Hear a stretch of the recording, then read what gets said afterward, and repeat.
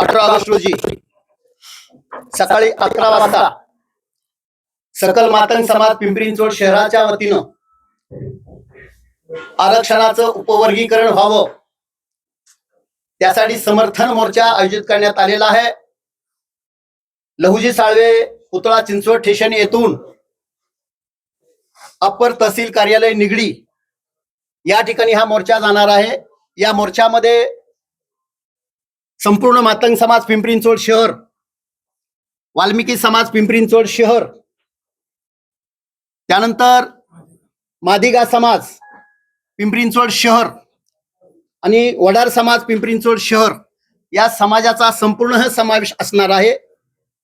आणि हा मोर्चा प्रचंड असा मोर्चा तहसील कार्यालयावर जाऊन त्या ठिकाणी निवेदन दिलं जाणार आहे। फक्त पिंपरी चिंचवड शहरातून या ठिकाणी माणसं येणार आहेत की महाराष्ट्रभरून काही समाजाला आवाहन तुम्ही केलं आहे? ओनली पिंपरी चिंचवड शहर व आजूबाजूची जी आपली छोटी छोटी गाव आहेत आपल्या तेवढीच ग्रामीण। काय वाटतं किती या संख्या असली आहे मोर्चामध्ये? आम्हाला अपेक्षा आहे 25,000ची। 25,000 लोक येतील या अपेक्षा ग्रामीण भाग वाढल्यामुळे। त्या मोर्चाचा काय टायमिंग काय असणार आहे? म्हणजे सकाळी 11 वाजता मोर्चाचं आम्ही टायमिंग दिलाय, तर तो पोहोचेपर्यंत 2 तास जातील तिथं। 4 वाजेपर्यंत संपन्न होण्याची शक्यता आहे। हा सर्व मातंग समाज सर्व एकत्रित आहेत। पिंपरी चिंचवड शहरामध्ये सगळा समाज एकत्र आलेला आहे, सगळं पक्ष एकत्र आलेले आहेत, सगळ्या संघटना एकत्र आलेल्या आहेत। त्यामुळं कुठला गट तट असा कुठलाही नाहीये, सगळा समाज एकत्र आल्यामुळे हा मोर्चाची ताकद मोठी वाढणार। नमस्कार, मी भरत विटकर, वडार समाजाने महाराष्ट्रभर नेतृत्व करतो।